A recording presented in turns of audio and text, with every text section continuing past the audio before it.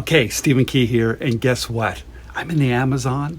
I'm with friends and family having a blast. I'm doing this video just for you guys. First of all, I want to talk about patents. How important are patents?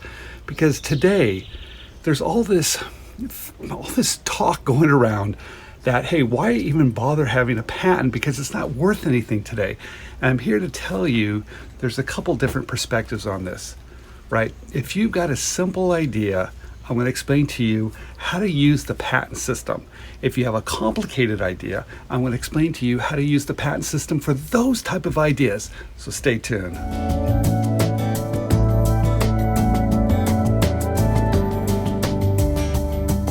Okay, for those simple ideas, what do you need? Do you need a patent? I don't think so. We get to see a lot of licensing agreements on InventRight. In fact, we see a signed licensing agreement every single week. And guess what? There's no patents, but there is a well-written provisional patent application. That's all you need. And I'm going to explain how to do that in just a minute.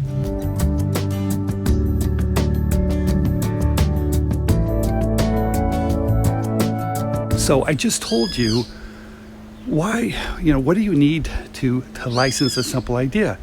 And what I've explained to you, you need a well-written provisional patent application. Well, why do you need that if I just told you that 99% of all the students we see at InventRight license ideas just with a provisional patent application, a well-written one?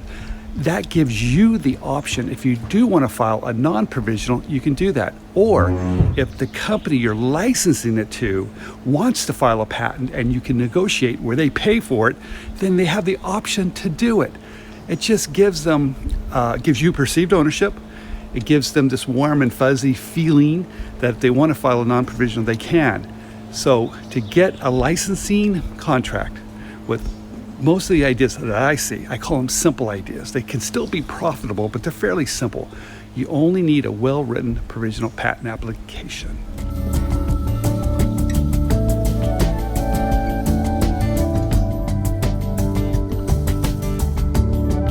Okay, so what do you need if you've got a big idea?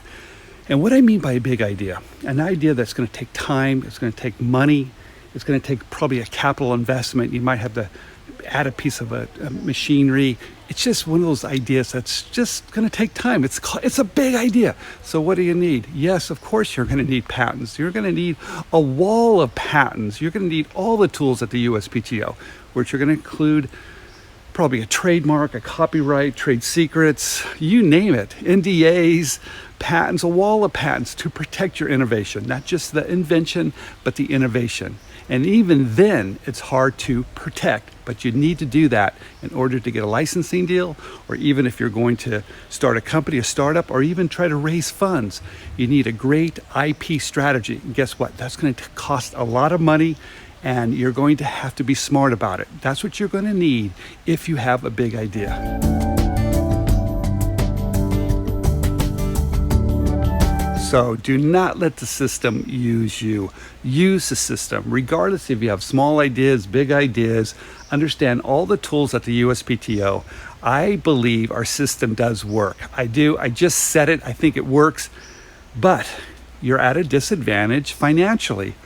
Okay, the big guy always wins. The company that has the deep pockets always wins. So don't let that discourage you. Don't try to change the world. Just be a smart entrepreneur. Don't be that inventor. I said it again. Be an entrepreneur. Work hard. Have great customer service. Do everything you need to do to make sure your customer loves you.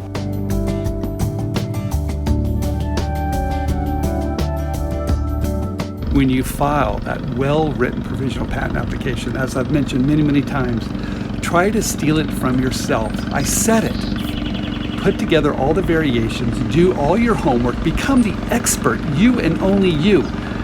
Put in their variations, learn about manufacturing, do everything you can to give that company second thoughts for them trying to work around you. Think fast, think beyond what they're going to do. Get out ahead of it because you're smaller and you can work harder than the big guys. So there you go. Steal it from yourself, come up with all the variations. That's one of the best tools you can do to protect yourself.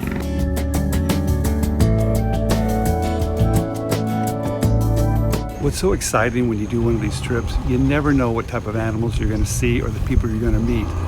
There's tours each and every day. You got to lather up because the sun is really, really hot, although it has been a little cooler because we've had a thunder shower. And guess what? There's no mosquitoes. Everybody's always worried about the mosquitoes, but we haven't had mosquitoes here. We're spending 3 days with good friends, eating some wonderful food, taking river rides, going on night tours, looking at insects, poisonous caterpillars, bugs, learning all about the trees, the flowers. It's just been an amazing trip. I love it. If you ever get a chance to go to the Amazon, take it.